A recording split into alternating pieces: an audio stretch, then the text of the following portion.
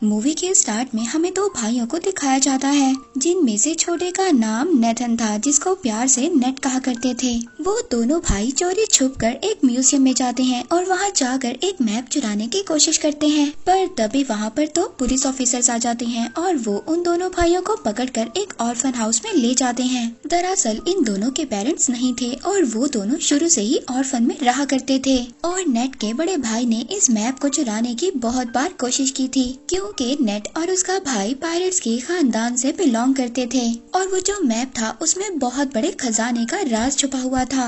अब उस orphan house की सिस्टर पुलिस ऑफिसर से ये कहती है कि नेट अभी छोटा है, आप लोग इसके बड़े भाई को लेकर जा सकते हैं, क्योंकि वो बार बार मना करने के बावजूद भी चोरी किया करता था। बट यहाँ पर नेट का बड़ा भाई खुद को पुलिस के हवाले नहीं करना चाहता था, इसलिए अब वो यहाँ से भागने का डिसाइड करता है। अब वो अपने सामान को पैक करने के बहाने अपने रूम में जाता है। नेट अपने बड़े भाई से कहता है कि मैं तुम्हारे बगैर नहीं रह सकता।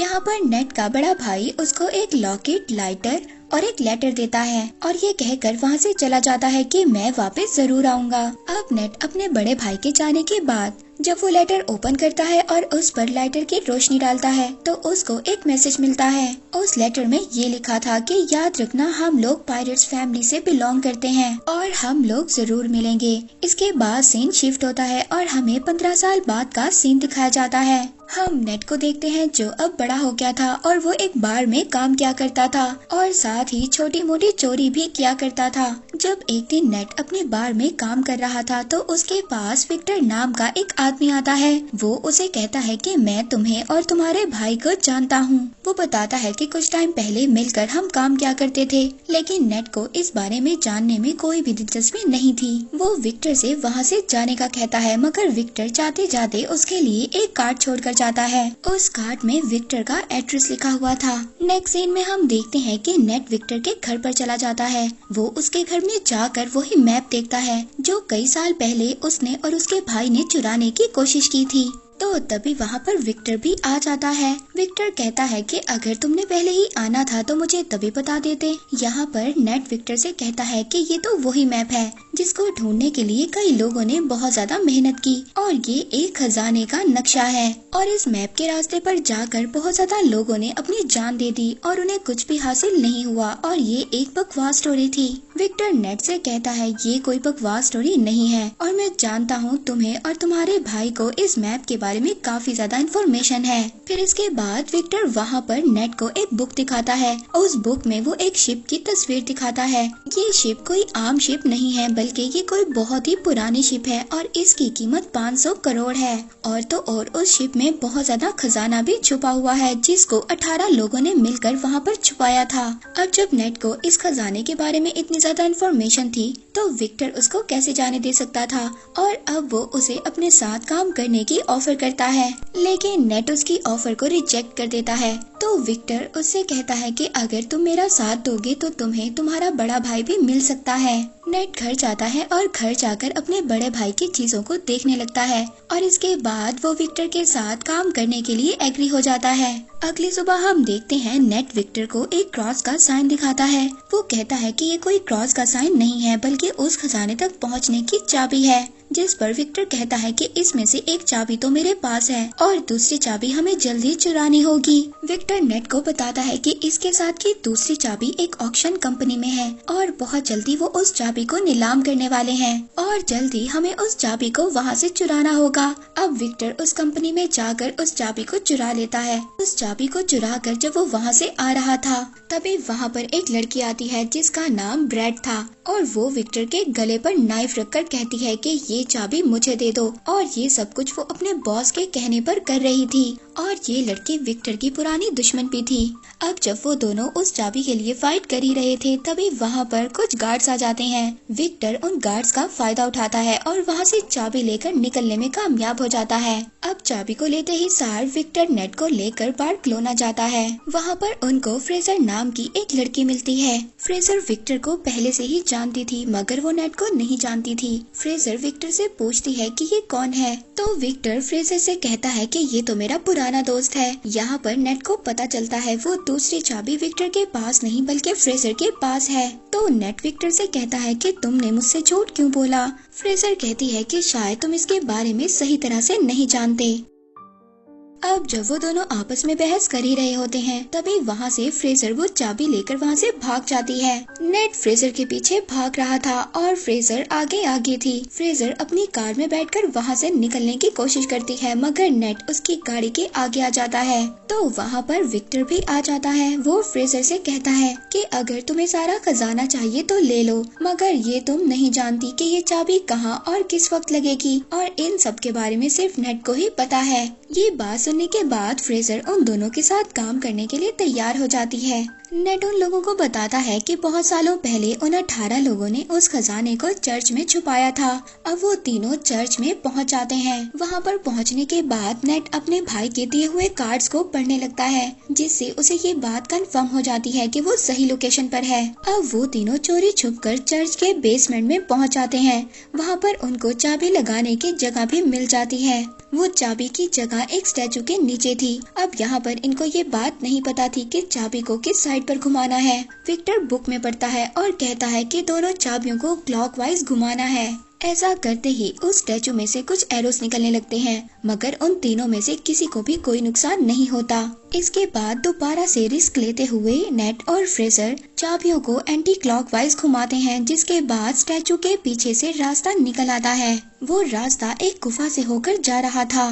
फिर नेट यहाँ पर विक्टर से कहता है कि हमें इस रास्ते से गुजरकर एक रास्ते से नहीं बल्कि दो अलग अलग रास्तों से जाना होगा। वो कहता है कि मैं और फ्रेजर एक रास्ते से जाएंगे और तुम अलग रास्ते से जाना। इसके बाद नेट और विक्टर अपने फोन को जीपीएस के साथ कनेक्ट कर लेते हैं। अब नेट और फ्रेजर एक रास्ते से जाते हैं जबकि विक्टर दूसरे रास्ते से जाता है। उस गुफा के रास्ते से जाते जाते नेट और फ्रेजर एक बार में पहुँच जाते हैं। वहाँ पर एक और सीक्रेट रास्ता था जिसके बारे में कोई भी नहीं जानता था। वो लोग उस रास्ते पर जाते इससे पहले वहाँ पर कुछ लोग उन पर अटैक कर देते हैं। नेट वहाँ पर उस आदमी को रोकने के लिए फाइट करता है और फ्रेजर उस रास्ते को ओपन करने की कोशिश करती है। उस दरवाजे के ओपन होते ही नेट और फ्रेजर उस रास्ते से भाग जाते हैं। अंदर जाने के बाद अब उन लोगों को तीसरा दरवाजा नजर आता है जो उसी क्रॉस वाली चाबी से खुल सकता था। फ्रेजर उस दरवाजे को खोलने की जैसे ही कोशिश करती है तो वहाँ पर पानी भरना शुरू हो जाता है क्योंकि उस दरवाजे को खोलने के लिए दूसरे दरवाजे पर चाबी लगाकर पहले उसे खोलना होगा जिसको विक्टर ही खोल सकता था। विक्टर दूसरे साइड वाले दरवाजे को खोलने की कोशिश कर रहा था पर तभी वहाँ पर वही लड़की आ जाती है जिसने पहले भी विक्टर पर अटैक किया था और उन दोनों में जबरदस्त फाइट होने लगती है। दूसरी तरफ नेट और फ्रेजर पानी में फंस गए थे और वहाँ पर बेहोश होने वाले थे। विक्टर उस लड़की को मारकर बेहोश कर देता है और जल्दी से उस दरवाजे में चाबी को लगा देता है। इसके बाद नेट और फ्रेजर बच जाते हैं और सेफली उस दरवाजे से बाहर आ जाते हैं। अब बारी थी फाइनल दरवाजे पर जाने की, लेकिन कोई भी ये नहीं जानता था कि उस दरवाजे को कैसे ओपन करना है। विक्टर बाहर खड़ा एक होल में से उन दोनों को देख रहा था पर तभी वहाँ पर नेट अपना दिमाग इस्तेमाल करता है। वो फ्रेजर से कहता है कि जाओ और विक्टर से दूसरी चाबी लेकर आओ, लेकिन विक्टर उन दोनों पर ट्रस्ट नहीं करता और दूसरी चाबी देने से इनकार कर देता है। लेकिन थोड़ी ही देर बाद विक्टर उस चाबी को दे देता है क्योंकि उसके पास कोई और ऑप्शन नहीं था। नेट देखता है कि उस दरवाजे पर एक सिंबल बना हुआ था। नेट जब उन दोनों कीज को मर्ज करता है तो वही सिंबल बन जाता है जो उस दरवाजे पर बना हुआ था, जिसकी वजह से वो लोग अब उस दरवाजे को भी खोल लेते हैं। जब वो उस दरवाजे के अंदर एंटर होते हैं तो एंटर होते ही उन्हें 3 बड़े बड़े पॉट दिखाई देते हैं। दूसरी तरफ विक्टर नेट से बार बार पूछ रहा था कि खजाना मिला या नहीं। नेट फ्रेजर को ऊपर करता है ये देखने के लिए कि उन पॉट्स में क्या है। फ्रेजर जब देखती है तो उन पॉट्स में तो बहुत सारा नमक था। इसका मतलब ये था कि यहाँ पर कोई भी खजाना नहीं था। तभी वो तीनों पॉट्स अचानक से टूट जाते हैं। वो देखते हैं कि उनमें से एक मैप निकलता है और यही मैप ही उस खजाने तक जाने का रियल मैप था। अब जब नेट मैप को देख रहा था तभी फ्रेजर उस पर गन पॉइंट कर देती है। वो कहती है कि तुम्हें क्या लगता है विक्टर ने तुम्हें सब कुछ सच बताया है। वो गन को नेट के सर पर मारती है और उसको मारकर बेहोश कर देती है। उस मैप को लेकर वहाँ से चली जाती है और जाते जाते उन कीज को भी ले जाती है।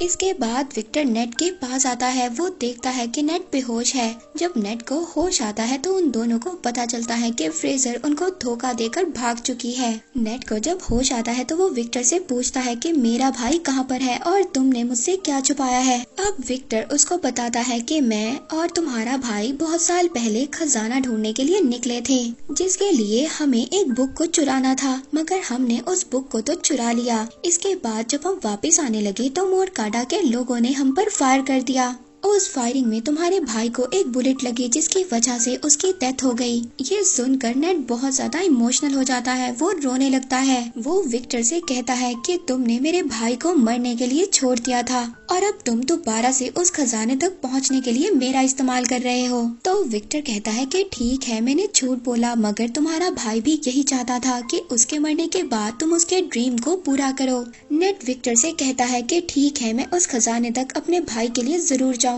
इसके बाद हम दोनों के रास्ते अलग अलग होंगे। इसके बाद हम फ्रेजर को ब्रेड और उसके बॉस के साथ देखते हैं, यानी कि फ्रेजर इन दोनों के लिए काम कर रही थी।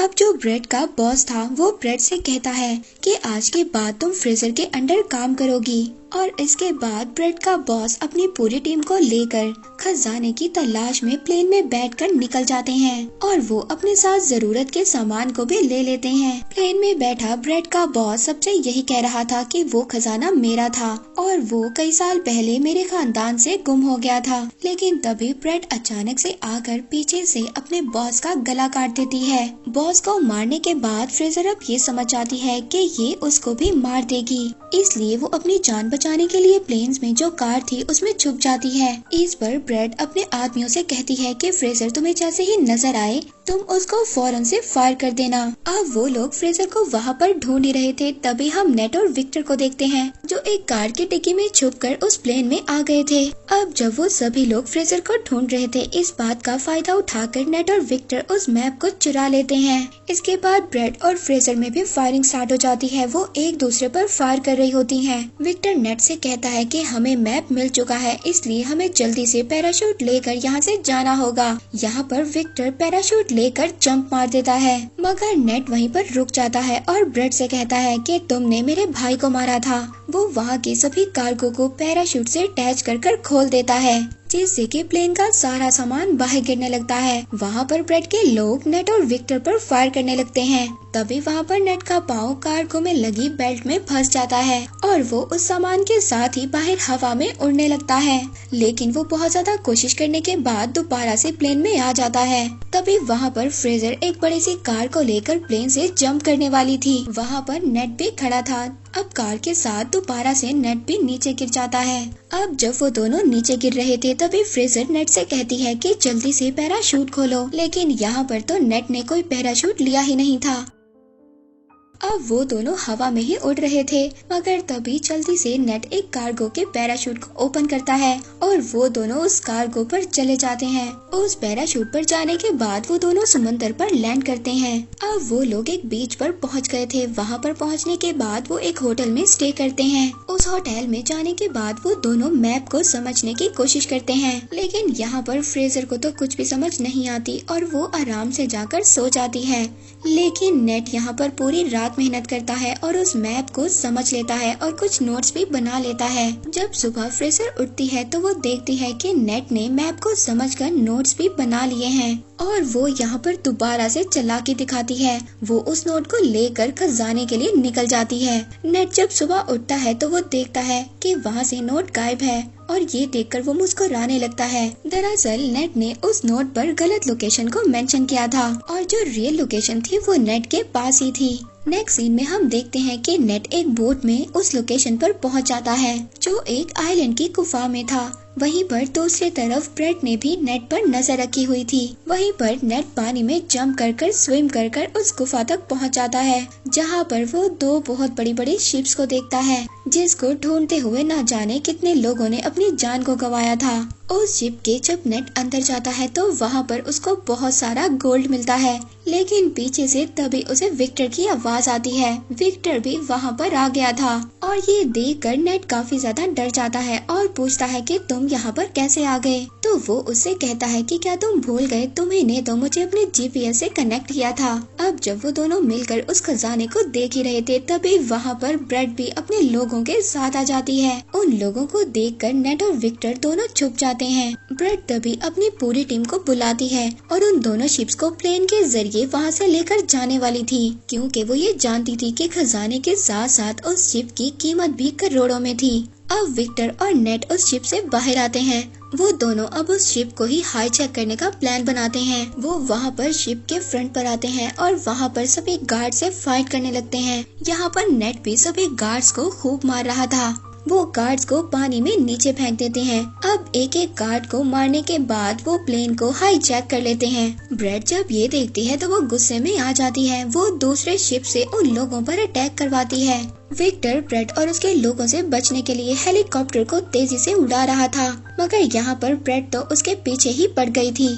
इसके बाद ब्रेड के लोग नेट के शिप पर आ जाते हैं। वो सभी लोग नेट से फाइट कर रहे थे, पर तभी ब्रेड सामने से आकर नेट के शिप से टकराने ही वाली थी। नेट पुराने कैनन से ब्रेड के हेलीकॉप्टर पर अटैक कर देता है, जिससे उसका हेलीकॉप्टर डिस्ट्रॉय हो जाता है और तभी उसका शिप भी एक पहाड़ी से टकराता है और पूरी तरह से डिस्ट्रॉय हो जाता है। मगर ब्रेड वहाँ से बच जाती है और अब वो नेट के शिप पर जंप करती है। वो नेट से कहती है कि जो मेरा नहीं हो सकता वो किसी का भी नहीं हो सकता, और इतना बोलकर वो शिप के एंकर को समंदर में फेंक देती है, जिसकी वजह से शिप और हेलीकॉप्टर आगे नहीं बढ़ पाते और विक्टर का सोने से भरा हुआ बैग भी नीचे गिरने लगता है। वो अपने हेलीकॉप्टर को ऑटो पायलट कर उस बैग को बचाने जाता है। उधर नीचे शिप पर ब्रेड और नेट की आपस में फाइट हो रही थी। नेट अब किसी तरह से बचते बचाते हेलीकॉप्टर पर चढ़ने की कोशिश करता है और उसके पीछे ब्रेड भी आ रही थी। विक्टर यहाँ पर गोल्ड से भरे हुए बैग को सेक्रीफाइस कर देता है। वो ब्रेड पर देकर मारता है, जिसके बाद ब्रेड पानी में जाकर गिरती है। लेकिन तभी वो शिप जो हेलीकॉप्टर से लटक रही थी उसकी रस्सी भी टूट जाती है।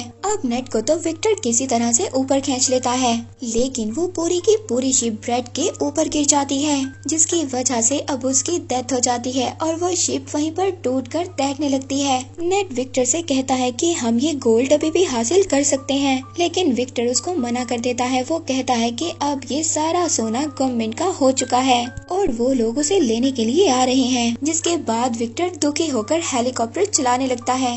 तो नेट उससे कहता है कि दुखी मत हो, और फिर वो एक एक कर गोल्ड को अपनी पॉकेट से निकालने लगता है और वो दोनों खुशी खुशी जाने लगते हैं। मूवी के लास्ट में हम देखते हैं कि एक मोटर बोट नेट और विक्टर का पीछा कर रही है, जो कि कोई और नहीं बल्कि फ्रेजर ही थी, जिसको नेट ने बेवकूफ बना दिया था। हम देखते हैं कि नेट का भाई अभी भी जिंदा था, जो कि एक जेल में बंद था। और इसी के साथ ये मूवी यहीं पर एंड हो जाती है।